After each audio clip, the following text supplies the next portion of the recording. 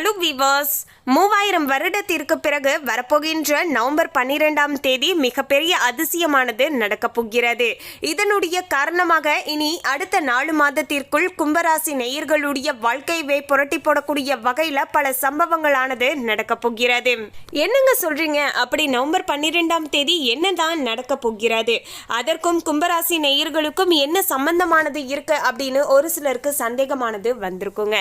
அதாவது ஜோதிட ரீதியாக பார்க்கும்போது நவக்கிரகங்களிலேயே மிக மிக முக்கியமான கிரகமாகவும் சுப கிரகமாகவும் இருக்கக்கூடியது குருதாங்க. அப்படிப்பட்ட குருதான் மிதுன ராசியில இருந்து கடக ராசிக்கு பெயர்ச்சியாகி குருவுடைய வக்ர பெயர்ச்சியாக இருந்து தன்னுடைய சுப மற்றும் அசுப பலன்களை அனைவருக்குமே கொடுக்க போகிறார் அப்படின்னு சொல்லலாங்க.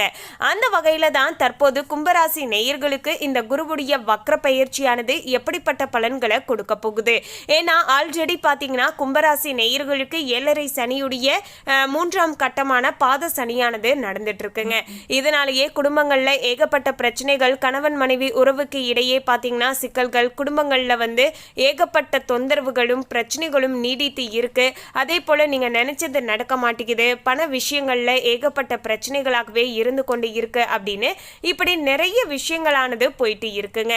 ஸோ இப்படிப்பட்ட கும்பராசி நேயர்களுடைய வாழ்க்கையில இந்த குருவுடைய வக்ர பயிற்சி காலகட்டத்திலாவது ஏதாவது நல்லது நடக்குமா, கடந்த காலத்துல இருந்து வந்த பிரச்சனைகளுக்கான தீர்வானது கிடைக்கக்கூடுமா என்பது குறித்த ஒரு தெளிவான விளக்கத்தை தான் இந்த வீடியோல நம்ம பார்க்க போறோங்க. கும்பராசி நேயர்கள் இந்த வீடியோவை பார்க்கக்கூடியவங்க மறக்காம ஓம் ஸ்ரீம் குருவே போற்றி அப்படிங்கிற இந்த திருமந்திரத்தையும் கமெண்ட்ஸ்ல 3 முறை டைப் பண்ணிடுங்க. குரு பகவானுடைய ஆசீர்வாதத்தால நீங்க எதிர்பார்த்த சுபமான பல நல்ல விஷயங்களானது நடக்கக்கூடும். குடும்பத்துல இருக்கக்கூடிய பிரச்சனைகளுமே தீரக்கூடுங்க. அதோடு கும்பராசி நேயர்களாகிய உங்களுக்கு தொழிலில் முன்னேற்றம் ஏற்படணும், முடக்க நிலைகள் சரியாகணும் அப்படின்னு ஆசைப்பட்டீங்கன்னா தட்சிணாமூர்த்திக்கு இந்த ஒரே ஒரு மாலையை மட்டும் சாற்றி வைத்து வழிபாடுகள் செய்து பாருங்க. நிச்சயமாக மாற்றங்களானது உண்டாகும். எனவே அந்த ஒரு மாலை என்ன, மேலும் குருவுடைய வக்ர பயிற்சியானது கும்பராசிக்காரர்களுக்கு எப்படி அமைஞ்சிருக்கு, இந்த நேர காலத்தில் கும்பராசி நேயர்கள் என்னவெல்லாம் செய்யணும், என்னவெல்லாம் செய்யாமல் இருப்பது உங்களுக்கு நல்லதாக இருக்கும் அப்படிங்கிற எல்லா விஷயத்தை பற்றியுமே நம்ம தெளிவாக பார்க்கலாம். அதுக்கு முன்னாடி இன்னும் நம்ம சேனலை சப்ஸ்கிரைப் பண்ணலனா சப்ஸ்கிரைப் பண்ணிடுங்க. அப்படியே பக்கத்துல இருக்கக்கூடிய பெல் ஐகானையும் பிரஸ் பண்ணிடுங்க. வாங்க வீடியோக்குள்ள போகலாம். 12/11/2025 வரப்போகின்ற புதன்கிழமை அன்றுதான் குருவுடைய வக்ர பயிற்சியானது கடக ராசியில ஆரம்பமாக போகிறது. அடுத்து வரக்கூடிய 2026 மார்ச் 11ஆம் தேதி வரைக்குமே நீடிக்க போகிறது. கிட்டத்தட்ட 4 மாத காலங்கள் பார்த்தீங்கன்னா குரு தன்னுடைய சுப மற்றும் அசுப பலன்களை எல்லோருக்குமே கொடுக்க போகிறார். இதை தான் கும்பராசி நேயர்களுடைய வாழ்க்கையிலையுமே இந்த 4 மாதத்திற்குள் ஜோதிட ரீதியாக நிச்சயமாக இதெல்லாம் நடந்தே தீரும் அப்படின்னு கணிக்கப்பட்டு இருக்கிறது. கும்பராசி நேயர்களே, கும்பராசி மற்றும் கும்ப லக்னத்தை சார்ந்து இருக்கக்கூடியவர்களுக்கு பஞ்சம ஸ்தானத்துல தான் குரு பாத்தீங்கன்னா நவம்பர் 12ஆம் தேதி உங்களுக்கு வக்கரமாக போகிறார். இதன் மூலமாக பாத்தீங்கன்னா நீங்க ஒரு சில விஷயங்கள்ல ரொம்பவே ஜாக்கிரதையாக இருக்க வேண்டும். அதாவது நல்ல மணமகன், நல்ல சம்பளம் இருக்கு, நல்ல குடும்பம் அப்படின்னு சொல்லிட்டு வீட்டுல கூறிவிட்டு சென்ற பெண் பாத்தீங்கன்னா மீண்டும் திரும்ப உங்க வீட்டுக்கே வரக்கூடிய நிலையானது ஏற்படலாம். எந்த காதல் வேண்டாம் என்று திரும்பி சென்றார்களோ அந்த காதல் மீண்டும் பாத்தீங்கன்னா சேரக்கூடும். நல்ல மன பொருத்தங்களானது ஏற்படும் அப்படின்னு சொல்லலாம். அதாவது கும்பராசி நேயர்களாக்கிய நீங்க இப்போது திருமணம் செய்யணும் அப்படின்னு நினைக்கக்கூடியவங்க எந்த இடத்துலயுமே அவசரப்பட வேண்டாங்க. கொஞ்சம் நிதானத்தோடு இருங்க. அதே போல வீட்டுல பாத்தீங்கன்னா உங்களுடைய பிள்ளைகளோ, அதாவது பெண்ணோ பையனோ பாத்தீங்கன்னா ஏதாவது நான் பாத்தீங்கன்னா காதலிச்சுட்டு இருக்கேன் அப்படின்னு சொல்றாங்கன்னா அதை அவங்க சொல்றத காது கொடுத்து கொஞ்சம் கேளுங்க. அவங்க நல்ல குடும்பம் அப்படிங்கிற பட்சத்துல நீங்க தாராளமாக அவங்களுக்கே கொடுக்கலாங்க. அதை விட்டுட்டு உங்களுடைய பிள்ளைகளுக்கு விருப்பமே இல்லாத இடத்துல பாத்தீங்கன்னா உங்களுடைய ஆசைப்படி நீங்க திருமணம் செய்து வைக்கும் போது பாத்தீங்கன்னா அது நிச்சயமாக பாத்தீங்கன்னா தவறாகி விடுங்க. ஒருவேளை நீங்க பாத்தீங்கன்னா நல்லபடியா, அதாவது அந்த அவசரத்துல பாத்தீங்கன்னா உங்களால சரியா யோசிக்க முடியாம டக்கு டக்குன்னு ஒரு வரனை பார்த்து நீங்க கல்யாணத்தை முடிச்சு வச்சிருவீங்க. அதன் பிறகுதான் பார்க்கும்போது அதனால பாத்தீங்கன்னா அவங்களுக்கு ஏகப்பட்ட பிரச்சனைகளானது இருக்குங்க. ஸோ அப்புறம் நீங்க ஃபீல் பண்ணுவீங்க. அதாவது கொஞ்சம் நம்ம நிதானத்தோடு யோசிச்சு விசாரிச்சுட்டு நம்ம பிள்ளையோ பையனையோ கட்டி கொடுத்துருக்கலாமே, இவ்வளவு பெரிய பிரச்சனையே வந்திருக்காதே அப்படின்னு அதன் பிறகு யோசிப்பதை காட்டிலும் எந்தவித விஷயமாக இருந்தாலுமே கொஞ்சம் முன்கூட்டியே நம்ம யோசிப்பது நல்லதுங்க. அதுலயுமே இதெல்லாம் பாத்தீங்கன்னா சாதாரண விஷயமே கிடையாது, ஒரு மிகப்பெரிய விஷயம் இல்லையா? ஸோ அதன் பிறகு பாத்தீங்கன்னா அடுத்த ஒரு 70 வருஷத்துக்கு வருஷத்துக்கு பார்த்தீங்கன்னா அவங்களுடைய வாழ்க்கை அவங்க கூடயே தான் இருக்க போகுது இல்லையா?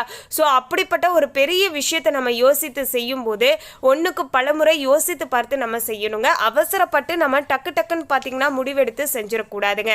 அதாவது தன்னுடைய பிள்ளை பார்த்தீங்கன்னா வேற யாரையோ லவ் பண்ணுறாங்க, ஸோ அது பண்ணக்கூடாது அப்படின்னு சொல்லிட்டு அவசரமாக பார்த்தீங்கன்னா அவங்களே பார்த்தீங்கன்னா கொஞ்சம் கூட யோசிக்கிற நிலைமையிலேயே இருக்க மாட்டாங்க. எப்படியாவது ஒன்று நம்ம டக்குன்னு கல்யாணம் பண்ணி வச்சிடணும், நாம் விருப்பப்பட்ட பையனை பார்த்து அப்படிங்கிற எண்ணத்தில் இருப்பாங்க. ஸோ அது தவறாக முடிவதற்கான வாய்ப்புகள் இருக்குது என்பதால் கும்பராசி நேயர்களாக இருக்கக்கூடிய நீங்கள் அவசரப்படாதீங்க. கொஞ்சம் நிதானத்தோடு உங்களுடைய பிள்ளையாக இருந்தாலும் சரி பையனாக இருந்தாலும் சரிங்க, கொஞ்சம் பார்த்து நிதானத்தோடு அவங்களுக்கு திருமணம் செய்து வைங்க. இல்லைன்னா பார்த்தீங்கன்னா இந்த நேர காலத்தில் பார்த்தீங்கன்னா அது மாதிரியான விஷயங்களில் நீங்கள் முயற்சி பண்ணுவதை கூட விட்டுருங்க. கொஞ்சம் நாட்கள் தள்ளி போடுங்க. ஓரளவுக்கு நல்லதானது மாற்றங்களானது ஏற்படுங்க. அவசரப்பட்டு எந்தவித விஷயங்கள்லையுமே இறங்க வேண்டாங்க. அதே போல் பார்த்தீங்கன்னா உங்களுடைய வீடுகளில் உங்களுடைய பையனோ பொண்ணோ லவ் மேரேஜ் பண்ணுறாங்க, லவ் பண்ணிகிட்டு இருக்காங்க அப்படின்னா அவங்க ஒரு நல்ல கெரியரில் இருக்காங்க அப்படிங்கிற பட்சத்தில் அவங்க எடுக்கக்கூடிய அந்த டிசிஷன் பார்த்தீங்கன்னா நிச்சயமாக ஓரளவுக்கு கரெக்டாக தான் இருக்கும். நீங்களுமே அது கரெக்டாக இருக்கா அப்படிங்கிறத செக் பண்ணி பாருங்கள். எல்லாமே சரியாக இருக்குது, ஓகே, நல்ல குடும்பம், நல்ல பொண்ணாக இருக்குது, நல்ல பையனாக இருக்குது அப்படின்னா நீங்கள் தாராளமாக கட்டி கொடுக்கலாங்க, தவறு கிடையாதுங்க. அதை விட்டுட்டு பார்த்தீங்கன்னா நம்முடைய சொந்தத்தில் என்ன சொல்லுவாங்க, இவங்க என்ன சொல்லுவாங்க, அவங்க என்ன சொல்லுவாங்க அப்படின்னு சொல்லிட்டு இல்லை நம்ம இதை பண்ணக்கூடாது அப்படின்னு சொல்லிட்டு நாம் பாட்டு பார்த்தீங்கன்னா ஒரு பையனை அவசரமாக நம்ம டக்குன்னு பார்த்து அவங்க நல்லவங்களா கெட்டவங்களா அப்படின்னு யோசிக்க கூட டைம் விடாமல் அவங்கள பற்றி விசாரிக்காமல் கூட நீங்கள் பார்த்தீங்கன்னா டக்குன்னு முடிவெடுத்து கல்யாணம் பண்ணிடாதீங்க. அப்படி பண்ணும்போது அதன் மூலமாக நீங்கள் தான் பார்த்தீங்கன்னா சிரமங்களை அனுபவிப்பீங்க, உங்களுடைய பிள்ளைகள் தான் அனுபவிக்கும் அப்படிங்கிறதையும் மனசில் வச்சுக்கோங்க. மேலும் கும்பத்தில் பிறந்த பலருக்குமே பார்த்தீங்கன்னா கலப்பு திருமணமானது ஏற்பாடாக போகிறது. ரெஜிஸ்டர் திருமணம் செய்யக்கூடிய நிலையுமே பார்த்தீங்கன்னா ஏற்பட போகிறது. பெற்றோர் அனுமதியுடனும் திருமணம் செய்து கொள்வது நல்லதாக இருக்கக்கூடும். அதே சமயம் பார்த்தீங்கன்னா பிள்ளைகளாகிய நீங்களுமே பார்த்தீங்கன்னா இத்தனை வருஷ காலம் பார்த்தீங்கன்னா அவங்க தான் பார்த்தீங்கன்னா உங்களை வளர்த்துருக்காங்க, நல்லது கெட்டது எல்லாமே உங்களுக்கு சொல்லி கொடுத்துருக்காங்க. ஸோ அவங்க கிட்ட பார்த்தீங்கன்னா அவங்களுக்கு தெரியாமல் பார்த்தீங்கன்னா கல்யாணம் பண்ணாதீங்க. அவங்களுக்கு முடிஞ்ச அளவுக்கு பார்த்தீங்கன்னா எடுத்து சொல்லி புரிய வைங்க. இதுதான் அப்படிங்கிறத நாங்கள் 2 பேருமே உறுதியாக இருக்கோம் அப்படிங்கிறத அவங்களுக்கு தெரியப்படுத்துங்க. நிச்சயமாக அவங்களுடைய மனசுமே பார்த்தீங்கன்னா மாறக்கூடும். ஸோ அப்படி நீங்கள் அவங்கள சமாதானம் படுத்தி நீங்கள் திருமணம் செய்துக்கோங்க, அது இன்னுமே நல்லதுங்க. ஏன்னா இத்தனை வருஷம் அவங்க நம்மளை வளர்த்து அவங்களுக்கு தெரியாமல் நம்ம பண்ணிட்டு வந்து நிற்கும்போது அது அவங்களுடைய வாழ்க்கையவே பார்த்தீங்கன்னா ஒரு அவங்களுடைய வாழ்க்கையிலேயே பார்த்தீங்கன்னா ஒரு மிகப்பெரிய சங்கடத்தை நம்ம வந்து வாழ்நாள் முழுக்க பார்த்தீங்கன்னா அவங்களுக்கு உருவாக்கி தந்தது போல இருக்கக்கூடும். ஸோ முடிஞ்ச அளவுக்கு இந்த விஷயங்களில் பிள்ளைகளாகிய நீங்களுமே கொஞ்சம் பார்த்து நடந்துக்கோங்க. மேலும் ஆரோக்கியமானது நன்றாக இருக்குங்க. குரு வக்ரமாக இருக்கும்போது கொஞ்சம் பார்த்து இருப்பது நல்லதுங்க. பூர்வீக சொத்துக்கள், முன்னோர் சொத்துக்கள் எல்லாமே கிடைக்கக்கூடிய பாக்கியமானது இருக்கு. சொத்து தொடர்பான விஷயங்கள்ல கூடுதல் கவனத்தோடையும் இருக்கணுங்க. கொஞ்சம் நீங்க விட்டு கொடுத்தாலுமே உங்களுக்கு சொத்து கிடைக்க போவது கிடையாது அப்படிங்கிறதையும் மனசுல வச்சுக்கோங்க. புதிதாக வீடு வாங்குவீர்கள், நிலம் வாங்குவீர்கள், சொத்துக்களை விற்று பணம் வரக்கூடும். எல்லா கோணங்கள்லையுமே உங்களுக்கு நன்மைகள் கிடைக்கக்கூடும். எதை செய்தாலுமே தெய்வத்துடைய அனுக்கிரகத்துடன் செய்வது இன்னுமே நல்லதுங்க. அதாவது குலதெய்வ வழிபாடு சென்று வாருங்க, உங்களுக்கு இன்னுமே நல்லது நடக்கும், நன்மைகள் ஏற்படக்கூடும். ரொம்பவே குடும்பங்கள்ல பிரச்சனைகளாகவே இருக்கு இல்லையா? ஸோ இதெல்லாமே சரியாகணும் அப்படின்னு ஆசைப்பட்டீங்கன்னா, உங்களுடைய மனதுக்குள்ள ஒரு நல்ல பாசிட்டிவிட்டி ஏற்படணும் அப்படின்னு ஆசைப்பட்டீங்கன்னா மறக்காம உங்க வீட்டுடைய குலதெய்வ கோவிலுக்கு போயிட்டு வாங்க.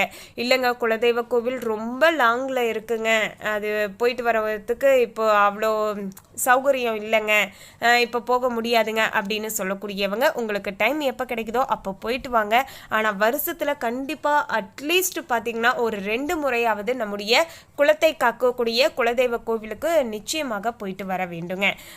மேலும் பார்த்தீங்கன்னா அப்படி போக முடியாதவங்க பார்த்தீங்கன்னா அதாவது மாதந்தோறும் என்னால் போக முடியாதுங்க அப்படின்னு சொல்லக்கூடியவங்க மறக்காமல் பார்த்தீங்கன்னா உங்களுடைய இஷ்ட தெய்வம் எதுவாக இருந்தாலும் சரிங்க, அந்த தெய்வத்துடைய கோவிலுக்கு போயிட்டு மனசார வழிபாடு செய்துக்கிட்டு வாங்க. இதுவுமே உங்களுக்கு ஒரு நல்ல பாசிட்டிவிட்டியை ஏற்படுத்தி தரக்கூடுங்க.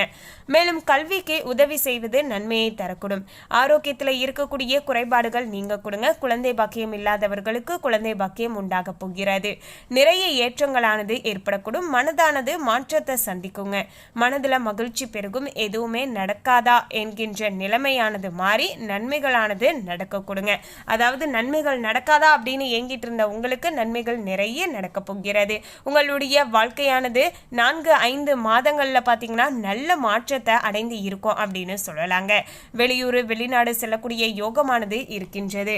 இந்த நாட்களை அதாவது இந்த 5 மாதத்தை கடந்துட்டு ஒரு மார்ச் மாதத்தில் நின்று நீங்கள் திரும்பி பார்க்குறீங்க அப்படிங்கிற பட்சத்தில் இந்த 4 மாதம் உங்களுக்கு ஓரளவுக்கு நிம்மதியாக இருந்திருக்கும். அதாவது கடந்த நாட்களை எல்லாத்தையும் கம்பேர் பண்ணி பார்க்கும்போது ஓரளவுக்கு நிம்மதியாக இருக்கும். கனடா ஆஸ்திரேலியா போக முடியாத நபர்கள் மற்ற வெளிநாடுகளுக்கு செல்லக்கூடிய நல்ல காலமாக ஏற்பட போகிறது. மொத்தத்தில் உங்களுக்கு நன்மைகள் நடக்கக்கூடும். பொருளாதாரத்தில் ஏற்றத்தை பார்ப்பீங்க.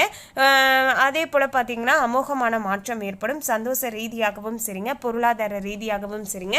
ஓரளவுக்கு அதாவது கடந்த காலத்தை கம்பேர் பண்ணி பார்க்கும்போது ஓரளவுக்கு நல்ல மாற்றம் ஏற்படும்.